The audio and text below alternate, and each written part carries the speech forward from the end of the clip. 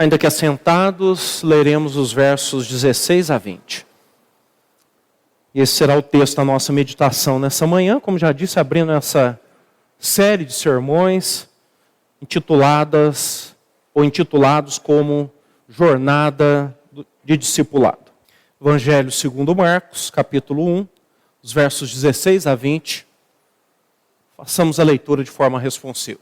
Caminhando junto ao mar da Galileia, viu os irmãos Simão e André, que lançavam a rede ao mar, porque eram pescadores.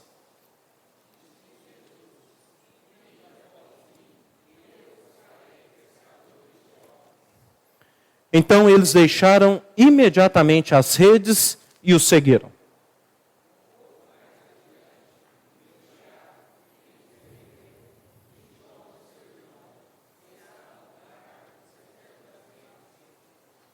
E logo os chamou, deixando eles no barco, a seu pai Zebedeu, com os empregados, seguiram após Jesus. Vamos orar?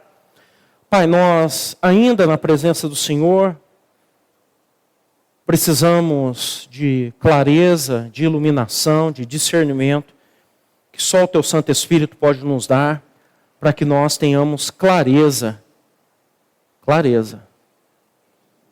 Que a bondade do Senhor nos favoreça nessa manhã. O Senhor já está nos favorecendo, mandando a chuva tão necessária, a qual pedimos por tanto tempo. Muito obrigado. Que o Senhor é um Deus que ouve e responde às nossas orações, que conhece as nossas necessidades. Portanto, também o Senhor pode mandar uma chuva que inunda a nossa alma, seca, árida, muitas vezes presa nos vícios do pecado, outras horas nas mágoas, porque não conseguimos perdoar aquele que nos feriu, em outros momentos porque ofendemos, pecamos contra as pessoas, e por ter um coração insensível para com o Senhor, não vemos a boa mão do Senhor a fim de pedir perdão. Mas o Senhor conhece a nossa vida, e sabe que nessa manhã alguns de nós precisam ser encorajados, edificados, corrigidos, consolados. E o Senhor certamente fará isso de acordo com a Tua santa vontade. Por isso, Pai, abre os nossos olhos, os nossos corações, possamos compreender a Tua palavra, possamos ser desafiados por ela e possamos viver para a glória do Senhor. É o que nós pedimos e agradecemos o nome santo de Jesus. Amém. Amém. Bom, eu penso que é pertinente, hoje nós comemoramos aí o dia dos finados, dos mortos, aqueles que já se foram. E eu tenho uma primeira pergunta aqui para vocês, até para que seja um norte, ao longo desse mês que vamos falar acerca do discipulado. Há quantos anos você já morreu? Essa é a pergunta vital para qualquer crente. Se você não compreende que você já morreu, alguma coisa está errada. E eu, conhecendo alguns crentes dessa igreja, lá atrás já nasceram mortos. Porque os pais rapidamente traziam a igreja, consagravam, e eles já cresciam no caminho do Senhor. Isso é um fato. Às vezes nós estamos preocupados com aqueles que morreram literalmente, e nos esquecemos que a nossa vocação, desde aquele dia que fomos alcançados por Cristo, é uma vocação para que imediatamente a gente morra. Eu lembro disso quando eu tinha 8 anos de idade e fui desafiado naquela tarde a crer em Cristo, e ali foi a minha primeira experiência com a morte. Eu não vivo mais para mim. Eu não tenho mais controle sobre a minha vida. Ainda que de tempos em tempos, como um morto vive, eu queira reassumir o controle. Mas sou continuamente lembrado por Deus, principalmente por Cristo, que eu já morri, que eu não tenho uma vida. A minha vida está oculta nele, e ela em breve vai se manifestar quando ele voltar. Esse é um tema extremamente desagradável para nós como igreja, porque todos nós que estamos aqui, não só nós que estamos aqui, mas em quaisquer lugares desse mundo onde a igreja de Cristo está, a igreja tem seus próprios sonhos, sua própria vontade, sua própria determinação. Se nós tivéssemos ou dessemos a oportunidade de 5 minutos para cada um falar dos seus sonhos, das suas vontades aqui, nós veríamos que cada um de nós pensa grandes coisas, quer fazer grandes coisas. Mas essas coisas não são decisões nossas mais. Nós não temos mais essa capacidade de dizer a vida é minha. Que às vezes há discussões, de pais e filhos, mães e filhas. Aí em um determinado momento, quando o filho fez mais de 18 anos, fala, não, agora a vida é minha, agora eu vou tomar as minhas decisões. Lê do engano da nossa parte, se nós não compreendermos isso. Então o discipulado fala disso, de morrer, de estar morto. E a partir dessa morte, uma nova vida nasce. E ela é pautada por alguém que tem o poder de nos ensinar o que é a verdadeira vida, que é nosso Senhor e Salvador Jesus Cristo. Nós estamos aqui no Evangelho de Marcos. Um evangelho como pregado aqui há 2 meses atrás, um dos seus textos pelo reverendo Melquisedeque, como ele usou a expressão, gostei da expressão, um evangelho acelerado, onde Marcos rapidamente vai contando, vai mudando a história, conta tão rápido que às vezes você pode se perder, mas não tem como se perder, porque ele fala assim, eu vou contar a história ou as boas novas do evangelho de Jesus Cristo, o Filho de Deus. Evidentemente, e ele vai evidenciando isso de uma maneira constante e rápida, que Jesus é o Filho de Deus, e quanto mais rápido você perceber isso, quanto mais rápido você parar de endurecer o seu coração, mais rápido você vai experimentar daquilo que ele tem para a sua vida. E logo no início, ele está falando de forma sintética sobre João Batista, sobre a tentação, o batismo de Jesus, a tentação dos 40 dias e o início do ministério de Jesus. Ele vai rapidamente fazer uma introdução para dizer como que 4 dos apóstolos foram chamados para não crer em Cristo. Aqui, pela informação que nós temos do Evangelho de João, esses homens já tiveram uma experiência de conversão, mas para ser discípulos de Jesus, para ser alunos dele. E é isso que ele vai contar aqui para nós. E eu queria apenas destacar um aspecto importante. Esses homens que eram pescadores não tinham a mínima chance. Mas a mínima chance. Não dá nem para mensurar por proporção ou por estatística. Porque eram iletrados, incultos. E aqueles que eram convidados para se tornar no futuro um grande fariseu, um grande sumo sacerdote, primeiro, deveria ter nascido já na própria linhagem, ou então ser alguém capaz. E diz a história que haviam testes para isso. Se você fosse aprovado, você caminharia com eles a fim de aprender. Então esses homens aqui não seriam chamados por ninguém para ser seus discípulos. E isso já nos ajuda, porque muitas vezes você está aí sentado e fala, mas eu não tenho condição de nada. Quem sou eu para fazer isso ou aquilo? Isso mesmo. Jesus nunca chamou homens com grande ou com condições. Talvez apenas 2, que seriam o apóstolo Paulo e o profeta Isaías. Se você quiser colocar 3, Moisés também. Mas fora isso, ninguém tinha muito o que oferecer. Na verdade, ninguém tinha nada o que oferecer para Deus. Então, Deus prova o seu grande amor em nos usar do jeito que nós somos. Alguns de nós ainda estão esperando assim, o dia que Deus me mudar, aí eu vou servi-lo. Deixe-me falar uma coisa para você. Nós só seremos mudados completamente no céu. Quando morrermos aqui, glorificados, aí sim. Então Deus quer nos usar com as nossas limitações, fraquezas. É por isso que a Bíblia está aqui, para você ler e ver como Ele usou homens com suas fraquezas, limitações, problemas, dificuldades, inclinações pecaminosas, suas falhas e daí por diante. Senão você não vai entender o que é essa jornada de discipulado. Porque ela começa e só tem fim com a sua morte física nesse mundo, quando você vai ser glorificado e aí sim terá uma vida perfeita. Então não é uma jornada que começa agora e você olha no relógio e fala, tá bom, então 2 de novembro de 2000, mais ou menos 2030 eu vou estar pronto. Só se você estiver garantindo que esse será o dia da sua morte física.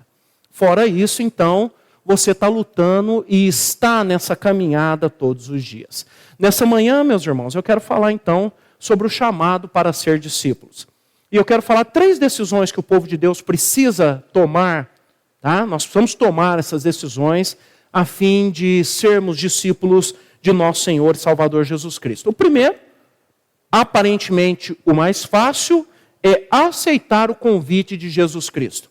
Não somos nós que chegamos para Jesus e falamos: Jesus, eu quero ser seu discípulo. Estou vendo aí que o senhor é um grande mestre, o senhor tem conhecimento. Agora já até conheço que o senhor é o Filho de Deus. Estou a fim de andar com o senhor aí e aprender. O senhor pode me mentorear, o senhor pode me discipular. O nome que você queira dar. O senhor pode ser meu guru, o nome que você queira dar. Não funciona assim. É o contrário. É Ele que nos convida. Olha o que diz o verso, tanto o 17 quanto o 20. Lembre-se, Marcos está contando rapidamente aqui 2 pares de irmãos que se converteram, que são sócios, tá? Que deveriam ter uma boa condição no sentido de sustentar suas famílias, que é Pedro e André e João e Tiago. Então o verso 17 falando de Pedro e André: vinde após mim, eu os farei pescadores de homens. E depois, quando ele viu os 2 filhos de Zebedeu, que é Tiago e João, ele falou, e aí diz assim o verso 20, de maneira bem sintética, como Marcos sempre faz: e logo os chamou. E logo os chamou. É assim que funciona. Simples, claro, autêntico. Jesus olha para nós e fala: fulano, Beltrana, e nos dá os nossos nomes. Eu estou te chamando para que você seja o meu discípulo. Podemos negar? Sim, podemos. Creio que muitos de nós, não estou falando de conversão, tá? Conversão, você crê em Cristo. Não estou questionando aqui, não estou falando de salvação nessa manhã. Você crê em Cristo, mas você resiste a ser discipulado por Ele. Não vai resistir para sempre. Mas quanto mais tempo você resiste, menos você cresce, menos você aprende. É o que eu escrevi sobre liderança há umas 3 ou 4 semanas atrás, quando eu falei da história da ovelha solitária. Você fala assim: eu vou por mim mesmo, eu vou aprender sozinho, eu vou fazer porque Deus é bom. É quase um desigrejado dentro da igreja, que não quer andar com ninguém, que olha para todo mundo tem defeito, esse aqui tem, o pastor tem, o presbítero tem, o diácono, então eu vou viver a minha própria vida. Um ledo engano também, um erro crasso, que deveria ser evitado. Nós temos que andar com alguém. E se você olhar para cada um aqui e falar que não consegue ver nada de Cristo, aí nós precisamos pregar o evangelho de novo entre nós e ver o que está errado. Nós não somos perfeitos realmente, mas ao olhar para nós, ao conviver conosco, nós precisamos evidenciar perdão, amor, temor a Deus, reverência, ainda que não seja perfeita como nosso Senhor e Salvador Jesus Cristo. Então tudo começa com um convite. Você já foi convidado? Eu creio que sim. A pergunta é se você aceitou o convite. Eu não estou dizendo que você é tão poderoso a ponto de dizer sim ou não, mas estou dizendo que, como a própria Bíblia nos ensina, nós, pela dureza do nosso coração, podemos resistir a nosso Senhor e Salvador Jesus Cristo, que a Bíblia chama de resistir ao Espírito Santo de Deus. Porque o convite, aparentemente, é um convite que nós entendemos por tranquilidade. E Jesus entende que é um desafio de morte. Eu estou convidando você para morrer. E eu vou fazer de você uma nova pessoa com uma nova vida. E eu vou te mostrar qual que é o caminho, porque eu já trilhei esse caminho. Por que você procura um professor de matemática? Para aprender matemática. Por que você procura um professor de português? Para aprender português. Ou de quaisquer outras áreas do saber. Por que você ingressa numa universidade? Para dominar alguma coisa. E ainda assim você não domina tudo. Jesus é o único que conhece sobre vida, vida abundante, e é Ele o único que pode nos oferecer. Não adianta você ir lá no Tibete, ouvir o guru não sei quem, lá na Índia, igual o povo anda fazendo. Não adianta você querer virar legendário, sabe, subir montanha e falar que subiu e desceu diferente. Não é isso. É aceitar o convite dele. Depois, ao longo desse mês, você vai ver que também não é um convite que ele chega assim, ele te dá a liberdade, fala assim, pode pensar se vale ou não a pena. Não vem na emoção, não, me chamou, não, pensa. Pensa no que vai ser, nos desafios, nos percalços, e se você está totalmente disposto. Então é um convite. Diz o texto que Pedro e André, e Tiago e João aceitaram o convite. E aí, se você ler todo o Evangelho, você vai ver como esses homens vão sendo mudados, além dos outros 8, que eram os 12, vão sendo mudados. E muitas vezes, capítulo 6, capítulo 8, Jesus vai falar, ou melhor dizendo, Marcos vai fazer um comentário, porque ele ouviu de Pedro. Eles não entendiam o milagre da multiplicação, porque o coração estava endurecido. Jesus estava falando para eles que estavam morrendo na cruz, eles estavam voados. Jesus está falando que entre eles não tem disputa para ver quem é o primeiro, mas está lá Tiago e João falando, Senhor, não dá para sentar um à esquerda e direita. E pode saber, gente, não está relatado isso, mas eu garanto que houve briga entre Tiago e João para ver quem ia ficar do lado direito, porque era um lugar melhor. E eu aposto, não pode apostar, né? Senão você ganha dinheiro aí, vai ser lícito. E eu garanto que o tal do Tiago deve ter falado, eu sou o irmão mais velho, meu querido. Tem direito de primogenitura. Vou sentar do lado direito. Porque é as mesmas coisas entre nós. Nessas horas, a gente se torna como criança, brigando lá umas com as outras, para ver quem o pai e a mãe gosta mais, quem ganha o melhor presente e daí por diante. Não é sobre isso que a Bíblia fala. A Bíblia fala de um conceito maior, onde a sua vida é dedicada integralmente. Segundo, ou melhor dizendo, segunda decisão que o povo de Deus precisa tomar a fim de se tornar um discípulo de Jesus Cristo é a parte mais difícil. É a parte mais difícil. Que está aí no texto informado para nós. Deixar tudo por Jesus Cristo. E aí estraga tudo. Muita gente fica animado de seguir Jesus. Muita gente, você lembra da história dos evangelhos? Gente que chegou e falou, Jesus, eu vou com o Senhor para onde o Senhor quiser ir. Outros que chegaram e falaram, nossa, que maravilha, Ele transforma aqui, ó. Transforma não, Ele multiplica pães. Já pensou, a gente nem precisa mais trabalhar, levantar cedo. É só ficar aqui, né, coladinho com Ele, vai tudo se resolver. E você vai se lembrar que em João capítulo 6, quando essas pessoas chegam, Jesus fala assim, vocês estão me procurando porque eu multipliquei os pães. O interesse de vocês não é em mim. O interesse está nos pães, está na comida, está no milagre. Outros perguntaram assim para ele, faz um sinal aí, dependendo do sinal que você fizer, nós vamos crer em você. Ele falou, eu não vou dar sinal nenhum, não vou fazer sinal nenhum. O único sinal que eu vou dar para vocês é o mesmo do profeta Jonas. Assim como ele ficou 3 dias e 3 noites lá no ventre do peixe, eu vou ficar 3 dias e 3 noites no ventre da terra, fazendo uma alusão já da sua morte. E aí ninguém entendeu. Foi profundamente questionado. Se curava alguém no sábado, mas não pode, está tudo errado. Deixar tudo. Aqui fala que esses homens, Pedro e André, Tiago e João, deixaram. Pedro e André deixou tudo. Bom, se Pedro tinha sogra, tinha uma mulher. O que é esse deixar? Não é abandonar a sua família, mas é entender que seguir a Cristo, ou que estar com Cristo é muito mais importante que quaisquer outras coisas. E você vai deixar tudo por Ele, e quando você deixa tudo por Ele, está lá no capítulo 8 de Marcos, Ele abençoa de forma que não lhe falte nada, nem para você e nem para os seus, daquilo que é necessário. Tiago e João deixaram seu pai, Zebedeu. O pai poderia falar, não, meus filhos, vocês não vão não, que negócio é esse? Nem sabe quem é esse homem. Qual vai ser o lucro de vocês? O que vocês vão ganhar com isso? Diz o texto simplesmente, vejam aí o verso 20. Deixando eles no barco a seu pai Zebedeu com os empregados, seguiram após Jesus. Alguém pode falar, mas é porque eles tinham empregado. Não importa, gente. Aqui eu não tenho como dizer para você, você tem que largar isso ou aquilo. O que eu sei é que quem quer ser discípulo de Jesus Cristo, homens ou mulheres, tem que deixar alguma coisa. Eu não deixei nada. Eu era pobre, morava na periferia, eu ia deixar o quê? Nem bicicleta eu tinha para deixar. Falar assim, deixei minha bicicleta e tal. Poderia ter deixado meu quichute, mas acho que isso não é deixar. Não tinha nada. Eu não deixei nada. Físico falando, nada.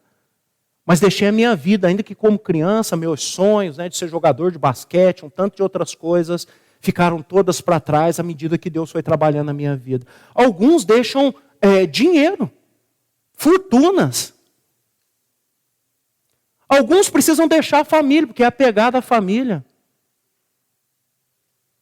Alguns têm que deixar aquilo que era a profissão do seu sonho. Alguns têm que deixar a sua própria mentalidade.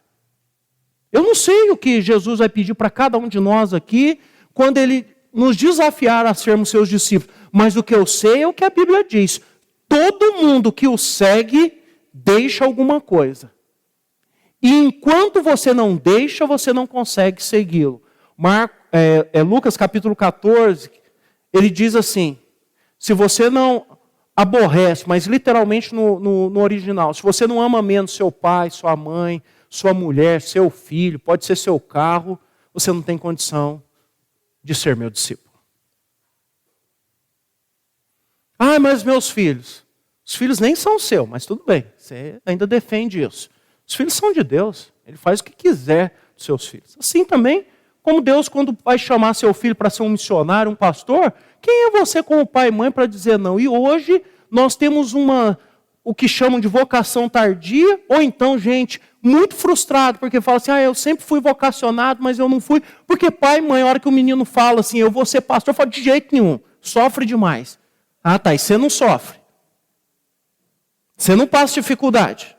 É só o pastor que sofre. E talvez o pai e a mãe falem isso porque eles são a causa do sofrimento do pastor, não é? Talvez seja isso. Briga com o pastor, exige do pastor um monte de coisa, fala, não, meu filho, você não vai porque... Não é? Tem que pensar nisso, porque a Bíblia diz que é um privilégio. Nós dizemos que não, você não vai. A moça chega e fala, eu queria ser uma missionária. O pai fala, não vai fazer isso não. Eu queria trabalhar como evangelista. Não, isso não é vida, isso é complicado, sofre demais. Eu faço a pergunta para nós, irmãos e irmãs. O que no Evangelho não nos leva ao sofrimento? A Bíblia diz, tudo no Evangelho nos leva ao sofrimento. O sofrimento, eu não sei explicar isso, mas é um dos veículos mais poderosos que Deus usa para tratar, para trabalhar, para melhorar, para purificar a vida do seu povo. Basta ler Apocalipse, falando que aquele sofrimento, até as pragas, para o ímpio é juízo e para nós, uma maneira de nos melhorar, como a Bíblia diz, a fim de que cheguemos à perfeição, à perfeita varonilidade de nosso Senhor e Salvador Jesus Cristo. Volto a repetir, não sei o que você vai deixar ou tem que deixar, mas essa é uma exigência. E isso é uma decisão. Enquanto você não deixa tudo, você fica com um pé lá e um pé cá. E a coisa não flui, não vai. E aí você quer culpar as circunstâncias, as pessoas e daí por diante.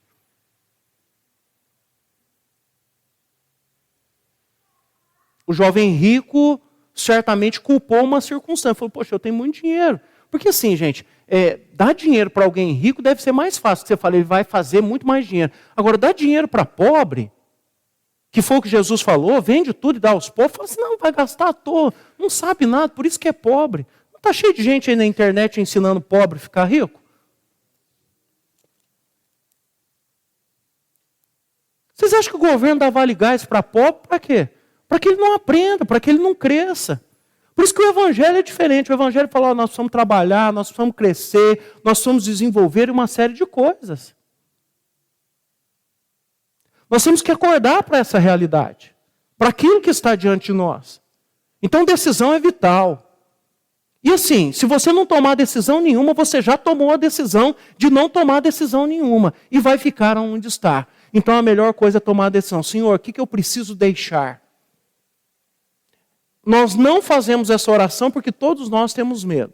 A única coisa que eu consigo responder aqui é o seguinte, se você falar assim, eu orei, Deus mandou deixar minha mulher, aí é mentira. Tá? Então já vou avisar aqui. E a mesma coisa se a mulher orar e falar, Deus mandou deixar meu marido. Mentira, aí não é Deus não. Quem te falou é aquele outro lá que você sabe quem é. Ok? Agora das outras coisas, às vezes Deus fala, deixa seu filho, deixa ele ir.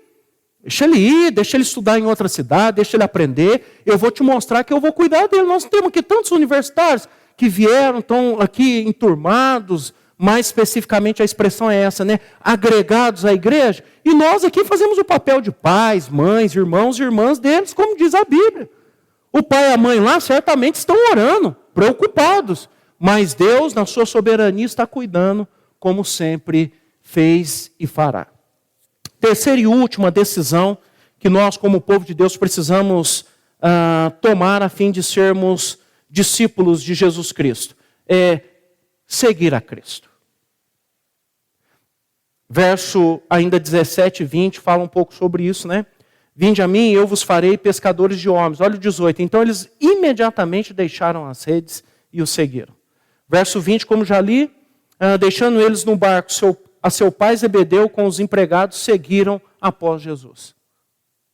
Eu queria falar uma coisa aqui para vocês que sempre me chama a atenção, que é muito parecido com Abraão.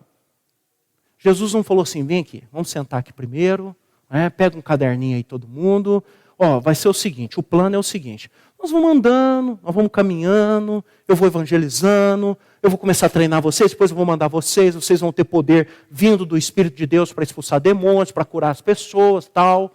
Aí do que nós vamos viver? Não, fica tranquilo, vai ter algumas mulheres aí que têm poder aquisitivo grande e elas vão nos sustentar, fica tranquilo. Então tá, beleza. Jesus, e nós vamos andar a pé ou de jumento? Não, nós vamos a pé. Mas eu estou com as varizes aqui na perna, Senhor, já estou mais velho, como é que eu faço? Fica tranquilo. Gente, não tem nada disso. Não tem informação nenhuma do que ia ser, onde iria. Não há um relato bíblico onde Jesus sentou com os discípulos e falou, deixa eu explicar uma coisa para vocês, vai ser assim, assim, tal. Até onde eu sei, não há uma informação quando Jesus chamou-os para segui-lo, que Jesus falou assim, meu ministério vai ser curto de 3 anos e meio e tal. Jesus foi, à medida que eles iam crescendo, explicando essas coisas. E sobre a morte dele, eles nunca entenderam. Tanto que Pedro, uma vez, até o chamou no canto e o repreendeu. E Jesus falou, arreda Satanás, porque não cogita das coisas de Deus e sim das dos homens. Então, esse é um problema para nós. E se você tem a cabeça arrumadinha igual a minha, perfeccionista, é um problema maior. Porque Deus nunca me deu script de nada. Nunca falou assim, Marcelo, fica tranquilo, vai lá, faz isso, vai ser assim. Nunca me falou nada. Porque ele não fala. Seguir a Cristo é um aspecto de confiar que ele sabe o que está fazendo. É só isso. Por isso é tão difícil hoje para nós, numa sociedade onde você quer muitas garantias, dizer o seguinte, eu vou seguir a Cristo. É por isso que nós não seguimos.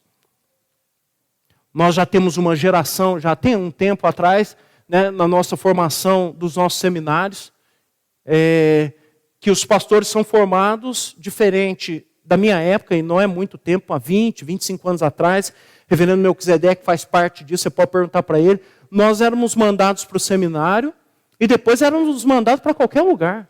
Você não perguntava quanto você ia ganhar, para onde você ia, se o lugar era legal, se a igreja era grande, ou o que quer que seja.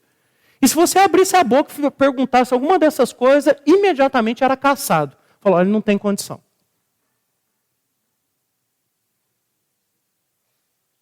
Hoje, e não é só no seminário, deve ser na sua vida também.